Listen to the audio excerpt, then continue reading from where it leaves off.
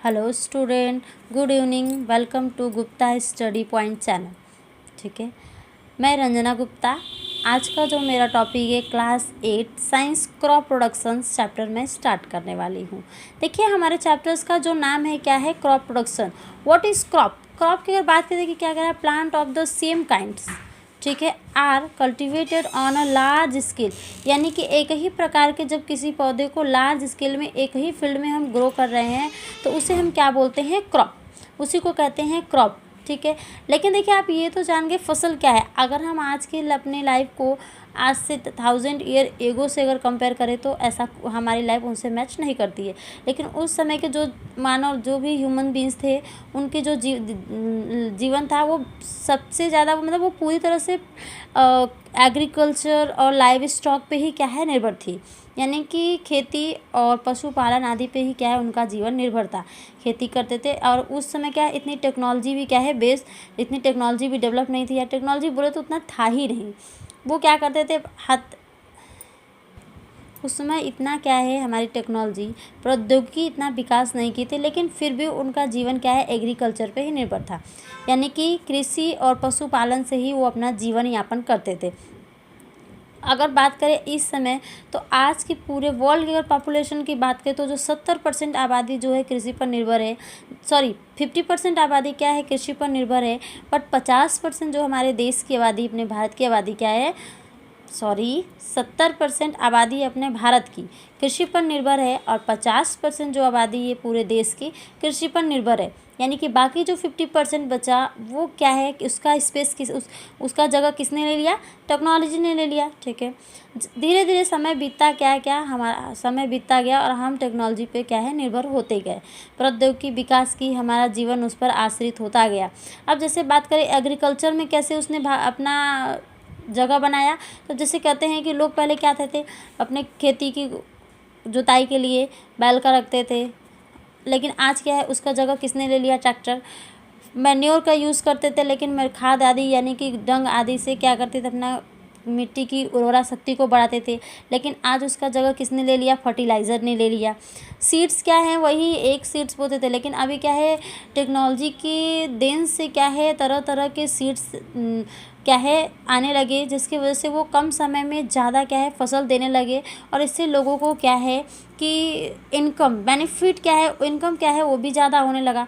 तो इस तरीके से लोगों का जीवन क्या है टेक्नोलॉजी पर डिपेंडेंट हो गया। आइए हम बात करते हैं, सबसे पहले एग्रीकल्चर होता है, यानी कि हमारा और क्रॉप प्रोडक्शन से क्या रिलेशन है, इस बात को तो हम आपको बताएंगे कैसे हम प्लांट से कैसे कोरिलेट करते हैं।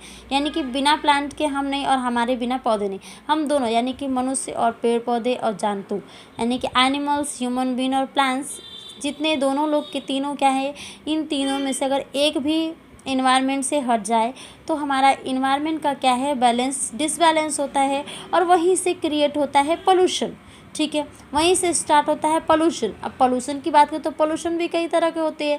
अब देखिए, इस चैप्टर में हम धीरे धीरे आपको बताएंगे, क्योंकि आप क्रॉप प्रोडक्शंस पढ़ रहे हैं तो आपको पता होना चाहिए कि व्हाट इज़ पोल्यूशन। क्योंकि अगर जैसे ही इन्वायरमेंटल कंडीशन डिसबैलेंस होता है तो जो पोल्यूशन, वहीं से पोल्यूशन क्रिएट होता है। अब पोल्यूशन कई प्रकार के होते हैं, जैसे समझ लीजिए यहीं पे water pollution, soil pollution, radioactive pollution, sound pollution, ठीक है, आपके बहुत सारे पोल्यूशंस होते हैं। ठीक है, तो आप बोले सॉयल पोल्यूशन होगा तो जाहिर से देखिए, अब सॉयल पोल्यूटेड होगा तो हमारा क्या जो क्रॉप आपको मिल रहा है, क्या आपको वो हेल्दी क्रॉप मिलेगा? नहीं। जब सॉयल जिस फील्ड में आप अपनी खेती कर रहे हैं वहाँ की मिट्टी की फर्टिलिटी अगर अच्छी नहीं रहेगी तो क्या आपको क्रॉप प्रोडक्शन अच्छा होगा? नहीं होगा। इसलिए क्या है, हमें वहाँ पे क्रॉप प्रोडक्ट करने से पहले वहाँ की मिट्टी को भी चेक करना पड़ता है कि हमारी जो मिट्टी है वो हेल्दी यानी कि स्वस्थ मिट्टी है या नहीं, फर्टिलिटी यहाँ की अच्छी है या नहीं, जो हमारी सॉइल है वो उसका फर्टिलाइज सॉइल है, फर्टिलाइज़र सॉइल है या फिर कैसा है।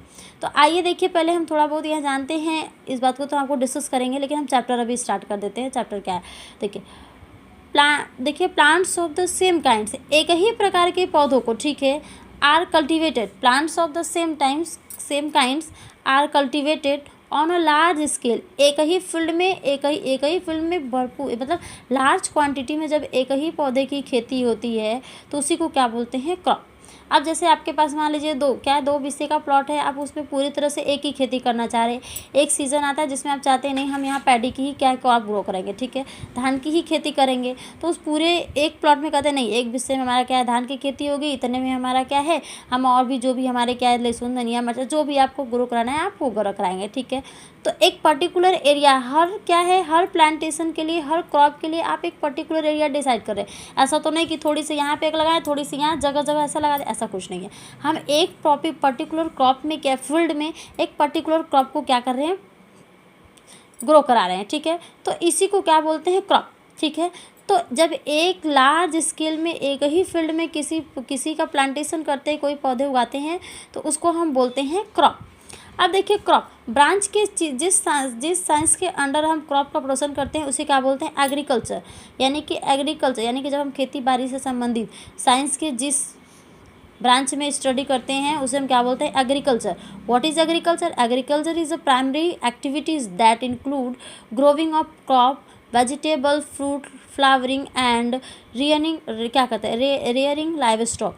क्या करें agriculture is a primary live activity. यह एक पहली क्रियाकलाप है जो इंक्लूड करता है ग्रोविंग ऑफ वृद्धि कराता है किसका क्रॉप को वेजिटेबल को फ्रूट को फ्लावर्स को एंड रेयरिंग पशुपालन आदि क्या है। देखिए पशुपालन और एग्रीकल्चर दोनों ही एक दूसरे से संबंधित है।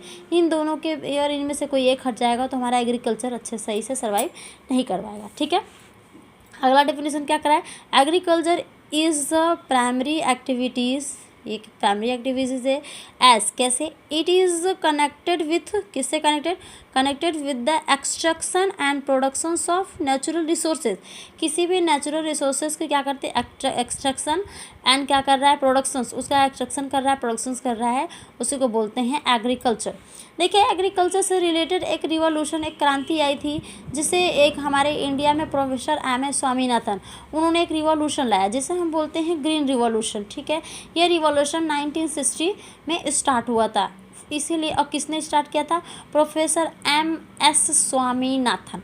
इन्हें फादर ऑफ ग्रीन रिवॉल्यूशन यानी हरित क्रांति के पिता यानी हरित क्रांति के जनक किसको कहते हैं तो प्रोफेसर MS स्वामीनाथन को कहते हैं।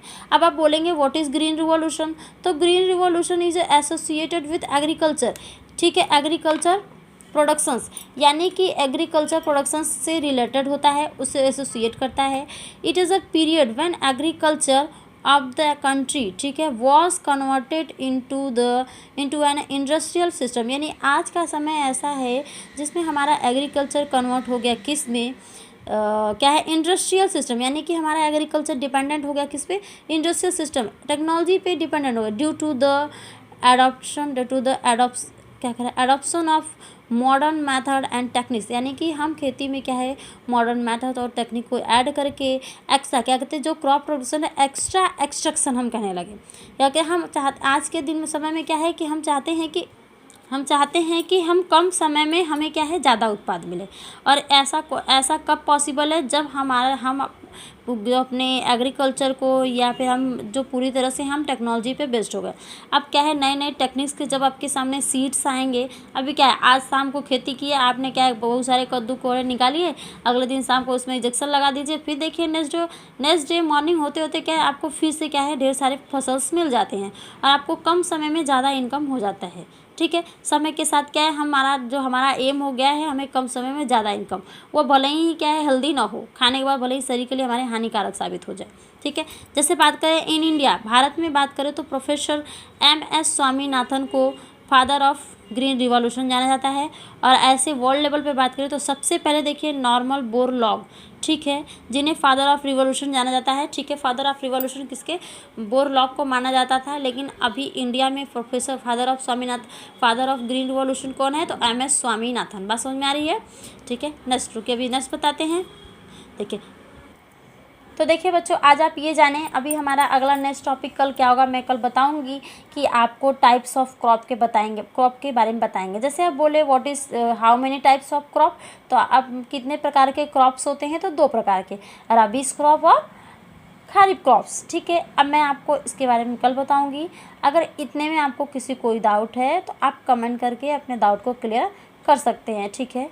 नोट्स भी मैंने साथ में दे दिया है, आप नोट्स को लिखते चलेंगे तो इससे क्या है आप ही का बेनिफिट्स होता है, आपको नोट्स प्लस नॉलेज दोनों एक साथ मिलेंगे। थैंक यू, धन्यवाद।